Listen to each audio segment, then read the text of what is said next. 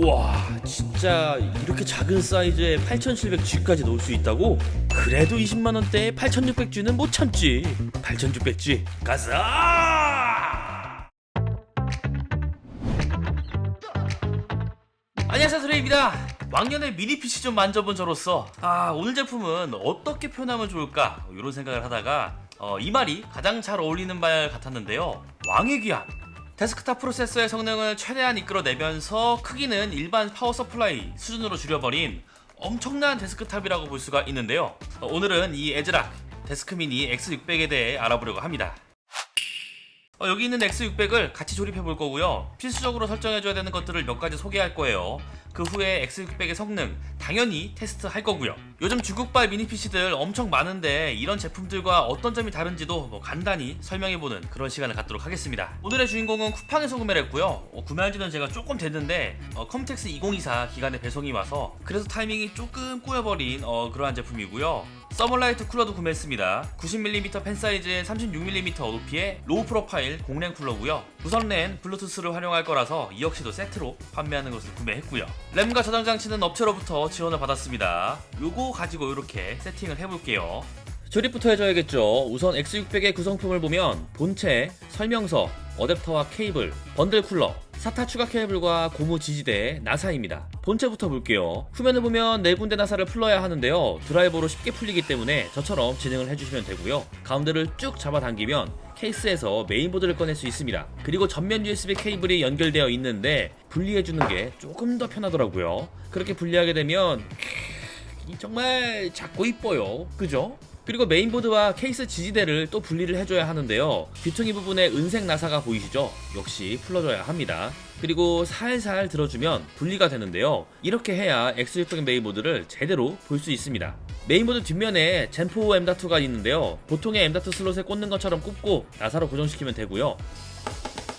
그 옆엔 사타를 쓸 수 있는 커넥터가 있습니다. 역시 2개 케이블을 통해서 원하는 만큼 쓸 수 있는데 본인이 어떻게 세팅할 건지에 따라 활용할지 안 할지 달라지겠죠. 저는 모든 구성품을 메인보드 위쪽 면에 설치를 할 계획이고요. 가장 먼저 와이파이, 블루투스를 지원하는 무선 랜 카드를 먼저 설치했는데요. 랜 카드 보면 케이블을 꽂는 부분이 보이거든요. 여기에 2개를 꽂아주면 됩니다. 굉장히 작기 때문에 방향 잘 맞춰서 꽂아주면 되고요. 제대로 꽂게 되면 이런 모습입니다. 그리고 M.2 슬롯 아래에 설치할 수 있는 부분이 보이는데요. 여기에 살며시 꽂고 나사로 조여주면 됩니다. 그렇게 되면 무선 랜 카드를 보드에 설치해줬고요. 그 위에 바로 SSD 설치를 해줄 거예요. 굉장히 쉽습니다. 슬롯에 맞게 껴주고 반대편을 나사로 체결해주면 SSD도 굉장히 손쉽게 조립이 된 거고요. 여긴 젠5를 지원하는 M.2 슬롯이니까 요것도 알아주시면 좋겠죠. 램 슬롯은 2개가 보이죠? DDR5 슬롯이니까 당연히 DDR4 안 들어갑니다. 슬롯 걸쇠부터 제쳐주고요. 스티커 있는 부분이 프로세서를 향하게 꽂아주면 쉽게 꽂히거든요. 그렇게 2개를 꽂아주면 됩니다.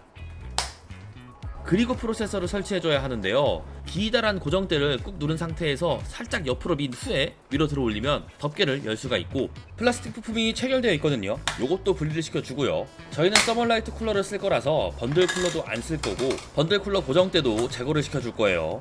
4군데 나사를 전부 풀어주고요.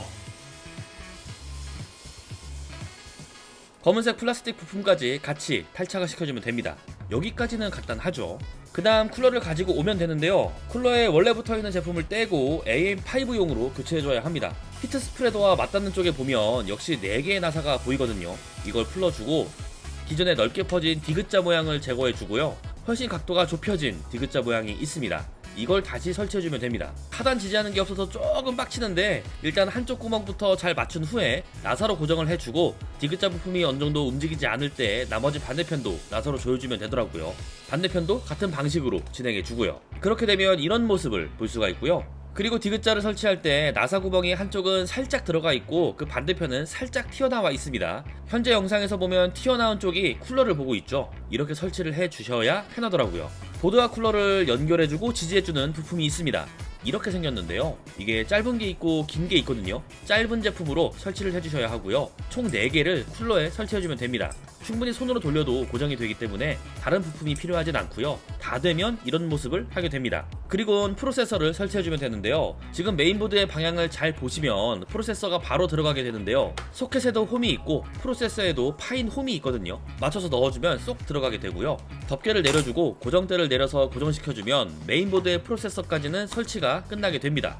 다음은 서멀라이트 쿨러를 발라줄 차례인데요. 가운데 부분에 쌀알 한 3개에서 4개 정도 크기, 나머지 기퉁이 부분에 쌀알 1개에서 2개 정도 발라주면 나중에 쿨러를 얹힐 때 전체적으로 골고루 퍼지게 되는데요. 이게 정답은 아니니까 본인이 원하는 대로 서머를 발라주시면 되고요. 쿨러를 얹혀줍니다. 4군데 구멍에 쏙 넣어줄 거거든요. 위치만 제대로 맞추면 체결하는 건 크게 어렵지 않기 때문에 프로세서 히트 스프레더를 충분히 눌러준다는 느낌이 들면 뒤집어주면 되고요. 튀어나온 부분이 보일 텐데요. 이 부분을 너트로 고정시켜주면 됩니다.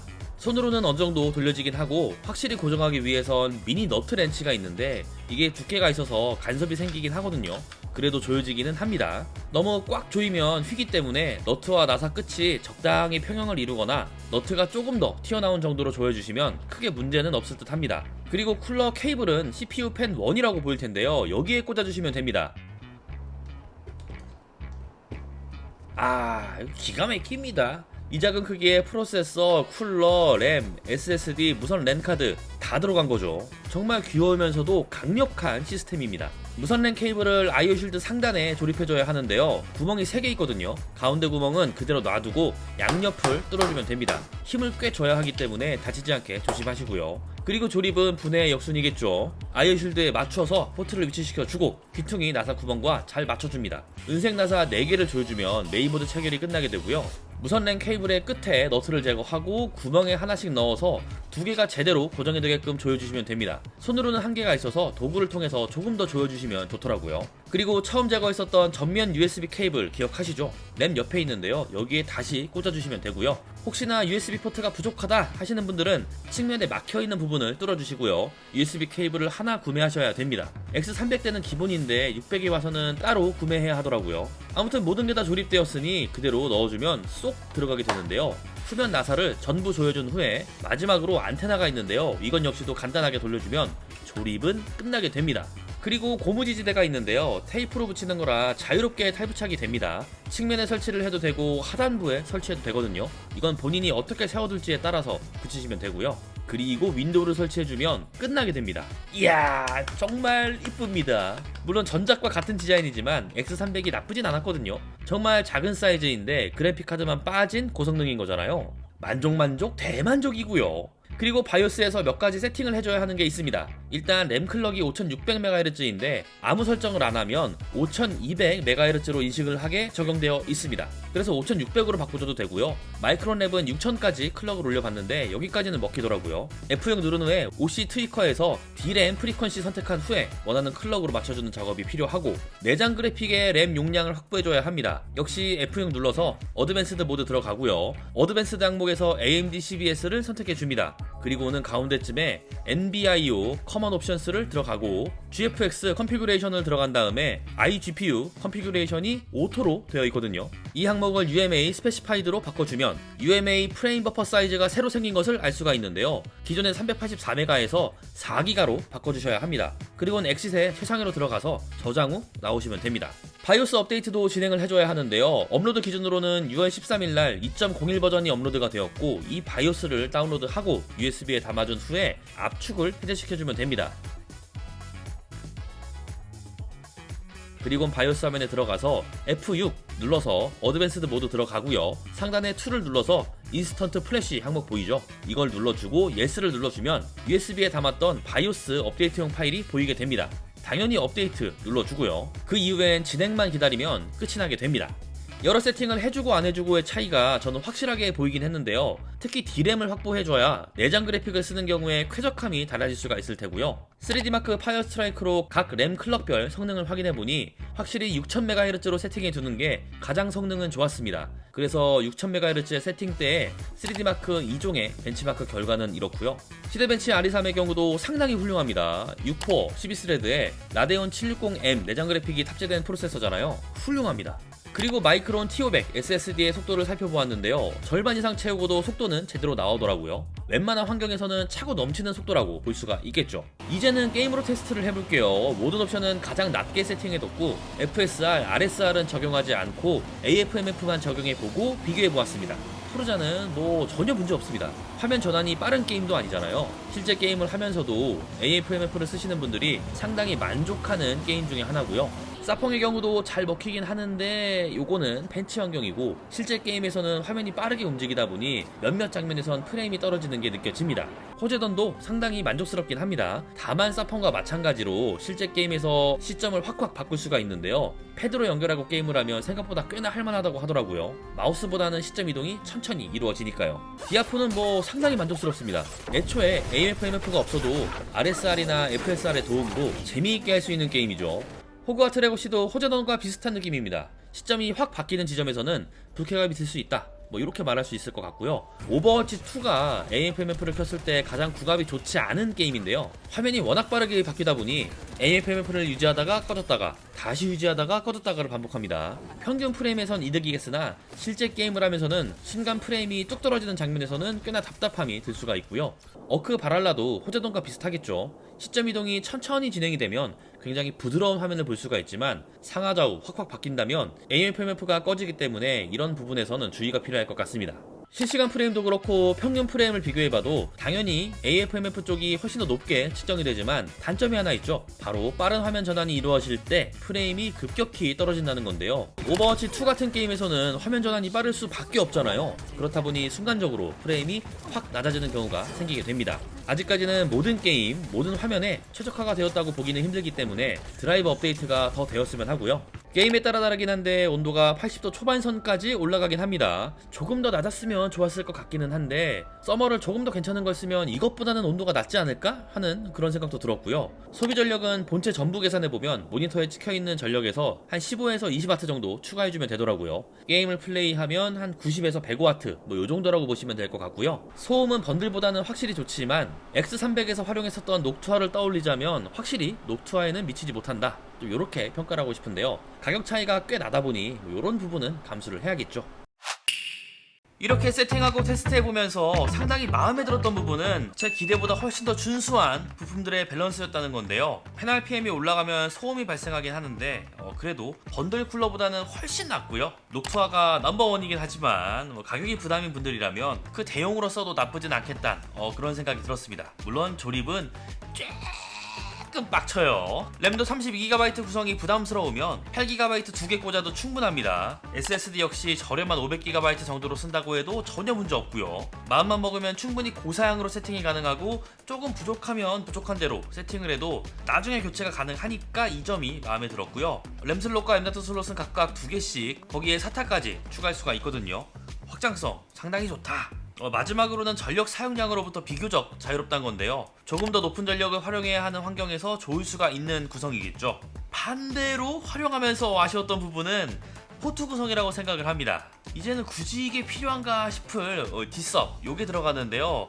요걸 빼고 USB4가 들어가야 되는 게 맞지 않나, 좀 그런 생각이 들었고요. USB-A 개수가 3개라서 상당히 부족합니다. 여기 있는 USB 2.0 2개를 더 달려면은 케이블을 따로 구매해야 되는데 X300에서는 기본 제공이었거든요. 요것도 조금 아쉬웠습니다. 또 X300 케이스 디자인과 차이점이 거의 없다는 게 조금 아쉽죠. 같은 제품을 재탕한 거니까요. 마지막으로는 번들 쿨러라고 생각을 하는데요. X300에서 가장 평가가 낮았던 파트였던 만큼 X600에서는 훨씬 더 강력한 번들을 디자인하던가, 여기 안 되면은 로우 프로파일 쿨러 만드는 회사들과 협업을 통해 구성을 조금 더 풍부하게 했으면 좋았을 것 같았습니다. 그럼에도 확실한 건 파워 서플라이만한 크기에 데스크탑 프로세서를 넣을 수 있다는 상당히 매력적인 제품이란 건데요. 에즈락 데스크빈이 X600에 많은 프로세서를 넣을 수 있지만 그 중에서 8600G 또는 8700G 요게 가장 많이 활용이 될 거라고 생각이 들고요. 현재 라이젠 7 8700G 가격이 40만원이거든요. 요 가격이 꽤 비쌉니다. 정말 이 프로세서를 활용해야 하는 특별한 이유가 있는 게 아니라면 40만원이란 가격으로 7500F를 사고 알리발 RX580 2948SP를 쓴다거나 조금만 더 보태서 6600을 구매하면 성능이 훨씬 더 잘 나오기 때문이죠. 그리고 라이젠 5 8600G는 한 26만 9천원 정도에 구매할 수가 있거든요. 예전에 X300대는 5600G가, 그리고 오늘 리뷰한 X600에는 8600G가, 흔히 말하는 가격 대비 성능, 이러한 밸런스가 굉장히 훌륭한 프로세서라고 생각이 드는데요. 데스크 미니 X600과 여러 조합을 따져보아도 저는 8700G보다는 8600G 쪽으로 맞추는 게 여러모로 합리적으로 보여집니다. 물론 환경에 따라 달라질 수가 있는 얘기죠. 그리고 AMD 모바일 프로세서가 탑재된 미니 PC와 고민을 많이 하는 분들이 꽤나 많이 계실 것 같은데요. 할인이 들어간 7840HS나 8845HS 탑재 미니 PC를 기준으로 얘기하자면 훨씬 더 가성비가 좋고 윈도우까지 세팅이 되어 오기 때문에 편합니다. 다만 전원이 안 들어오거나 갑자기 팬에서 소음이 난다거나 뭐 어디가 고장이 났겠구나 하고 알고 있어도 이 미니 PC는 대응이 거의 불가능합니다. 가격도 나름 저렴했으면 하고 세팅도 단번에 되었으면 하고 정말 작은 사이즈가 필요해 라고 한다면 알리바이 미니 PC 쪽이 더 좋은 선택이고요. PC 조립과 세팅을 직접 하고 싶고 AS에서도 상대적으로 안심이 되고 추후 차세대 프로세서 업그레이드까지 염두에 둔다면 X600 쪽의 선택이 괜찮을 거라 보여집니다. 이렇게 에즈락 데스크 미니 X600에 대한 영상은 여기까지입니다. 영상이 재밌었다면 구독과 좋아요 해주시는 것 잊지 마시고요. 다음에 또 보자고요. 안녕! 몇 가지 아쉬운 부분이 보이긴 하지만 사실 이 정도면은 끝판왕이죠. 네, 8600G에 AFMF 출동하면 어떨까요?